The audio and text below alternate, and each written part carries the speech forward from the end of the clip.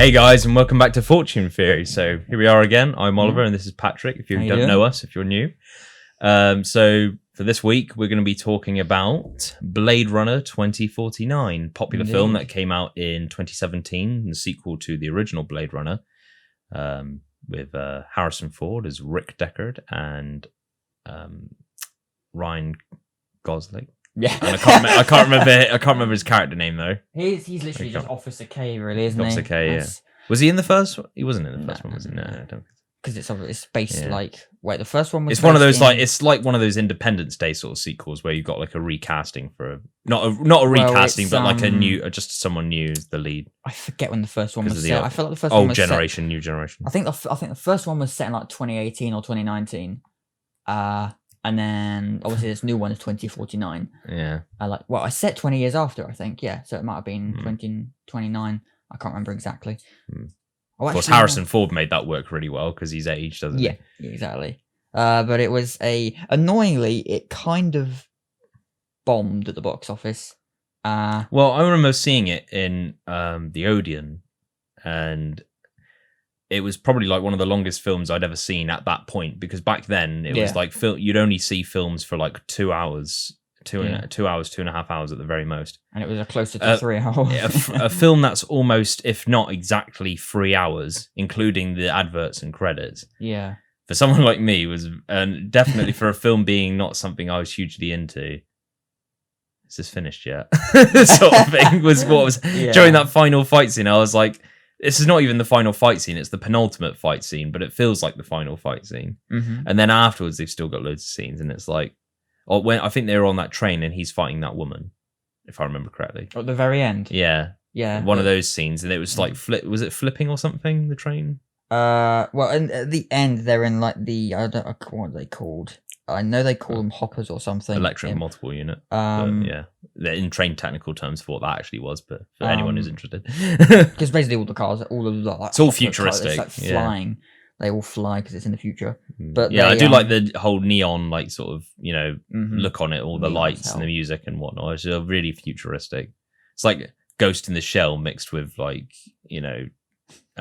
Lucy mixed with like those weird like all those weird Scarlett Johansson independent films, and now he's even all that shit like merged together, but obviously like still continuing off the trend of like the original Blade Runner as well. Yeah, but this film it was obviously more of a film for any original Blade Runner fans and a lot of fans of that sort of indie niche cinema, which is again your typical, like, away from the typical style of mainstream Hollywood. Although it had a mainstream budget, it was designed for the audiences to appreciate the director Denis Villeneuve and Roger Deakins, the cinematographer. They're like very artistic storytellers. One being the director, one being the cinematographer, but they have a very unique style and unique look on like storytelling. And for me, if they're making a film together, it's a very specific type. It's like very, it's kind of like you can know it's going to be good if it's them type of thing. But it annoyingly didn't get it. Like just about reached its budget at the box office, I think, because it's just purely, again, it had a very niche fan base, because obviously like probably half the audience, half the fans of the original Blade Runner still like it, and then you've got this like new niche market of people like me that loved it and watched it 1,000 times over. I've seen it a bunch, and again, like I said, it's got like that neon aesthetic. It brings on that new style of just genre and like neo-noir almost, and the ambiguity of it as well, because one of the craziest things is how something that's not done much. Well, it's done a bit more now, but it's done a lot more in like niche indie films. When I say India, it is still like blockbusters, but it's ones that they aren't your Fast and Furious or your Marvels, or it's not the big leagues. It's an independent blockbuster, basically. And it's followed this style with, especially like with protagonist as Ryan Gosling, but to spoil it, he basically has no name. He never really gets identified as an individual, because he isn't really an individual, and that's like one of the greatest parts about the film. Although, yes, he is Officer KD 6-3.7. Don't ask me why I still remember. It's just like his name in like the police department, like as a detective. The ambiguity and mystery in his identity is sort of it's the Chekhov's gun of the entire story, basically, and it's what keeps pushing the story forward, because the entire story is based on like him like trying to find out the piece of the puzzle, going literally from the opening scene all the way until the last scene. You know Wallace, played by Jared Leto's character, right? Yeah. Long dark hair, yeah. In Wallace, he as soon as it cuts from him finally meeting Deckard's character, Harrison Ford's character, it cuts to like Ryan Gosling, like Kay, played by Ryan Gosling, on that like promenade, like balcony in like the middle of the night. I remember that scene because that was like one of the best shots of the sort of like the blue and the purple, like neon look, whatever you want to call it. And that moment, like, and it was just him looking out, and you could hear that you could hear that kind of like almost midnight like music in the background.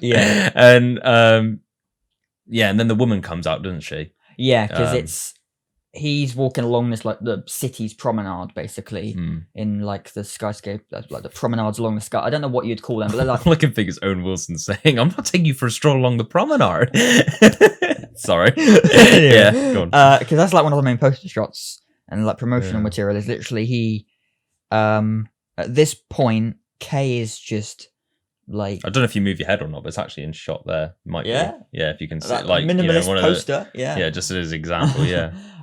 Kay is like at this point almost like done with it, but it's more intricate and detailed than just being like over it and like ready for like the end, because he's met all the other replicants that believe that like to die is the most human thing they can do, or to fight for the right cause is the most human thing we can do, all those like good quotes from it. But then he thought he was like the biggest piece of the puzzle, but he realizes he is just another piece of the puzzle and not like the main piece.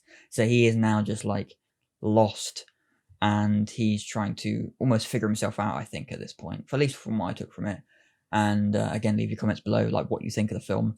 And at that point, like it's like the drum beats as well as he talks to. Because at this point in the story, I'm not going to do a Revenant, by the way, and talk for 5 minutes about this story. There was something I also wanted to say quickly. I don't know if you've probably forgotten it by now from what he's been saying when he was babbling, but you mentioned Chekhov's gun earlier on. Yeah. Now, for those who don't know, that's basically like a sort of foreshadowing technique where you've got an item or a character of interest, but it's usually an item really. Like I think one of the best examples, and we learnt this in our media studies, was the shotgun in Shaun of the Dead in the pub. It's there, and it's like, oh, it's not been used for years. It's it's like it's not armed, or it's not like got bullets in or anything like that. And like they make a reference to it, and then like it becomes relevant later on in the story when they actually do go back to it. They're like, oh yeah, that's there, and then they take it and then they shoot the zombies basically. So that's basically what Chekhov's gun is like. It's a way of motivating and bringing it's a way of continuing the story with exposition of product placement and stuff with exposition of items, and it makes them relevant later on. But just a fun fact for you. He sees this massive neon banner of advertising Joe, which is like basically Blade Runner's virtual assistant, but it's like meant to be like a relationship almost, which is what Kay has with his what, oh my god, this is terrible, I've already forgotten her name. Joy, sorry. And he's talking to, Joy, the advertisement is Joy is there, and it's just like, you look like a good Joe, which is referencing what beforehand towards like coming towards the middle of the film, Kay wasn't sure of like what's happening and what's going on. And so his version of Joy at the time was like, Joe, it's you, it's you, Joe. But then at that point, he's come to near the end, and the advertisement's going, you look like a good Joe, and then it's drum kicks in, and then we cut back to like Deckard being taken to like this place, I guess a type of prison or encampment or whatever it would be, and then like that final the fight that takes place right by the sea wall where they crash. takes place in like the neon lit up. His cinematography there is just so perfect. But yeah, that's the ambiguity of Kay's character throughout the stories. It's what's so good about the film, is that he's trying to figure himself out throughout the entire film and find out who he might be by putting the pieces of this puzzle together. Too many pieces. And then he ends up realizing that he's not as insignificant as he thought, because he's still a piece of the puzzle, but he is a lot more insignificant than he thought he was near the very end. And it's one of the most amazing ways of like having a character that is, in reality, in the story, he's so insignificant. Really, he was just there as a detective to find it out, but because he was used as a cover-up so well with so many other replicants, he ended up being this perfect way to tell a story, a perfect way to lead on the hunt for the truth, basically. But you find out that actually he's very insignificant, which is kind of a bit morbid, a bit like down, depressing, really. But just it's so like, it's just a new way of like the protagonist not actually being such a leading character. Although he's physically leading the story and pushing it forward, he isn't actually that significant. He's only there to do his job, really, and that's such a like captivating point, at least for me. I mean, share your thoughts below on what you think of it. It's. Do you want us to elaborate anything? Let us know as well. I don't want to elaborate too much. I didn't want to do a Revenant again on myself. Yeah. I ended up talking for like. We'll do a video purposely for you to do that for a lot of films. And that, we'll call that the lullaby video, because that would just be get asleep, people. Listen to the Spotify version of this, or Apple Podcasts. We're available on all major platforms. Yeah. Mainly for streaming on YouTube, it's YouTube. But then if you want to listen to us, mainly Apple Podcasts or Spotify. But yeah. I don't watch these, by the way, so use it against me. Yeah. But that's Blade Runner 2049. Let us know what you think. Let us know if you like the original, what you think about the two, whether you think it should have done better or not at the box office. And yeah, hope you enjoyed. And and we'll see you guys next week. We don't know yet. We don't know yet. We're still figuring out the cogs of it all. But yeah, we'll catch you guys later. Thanks, guys. Oh fuck! I recorded. Keep that in.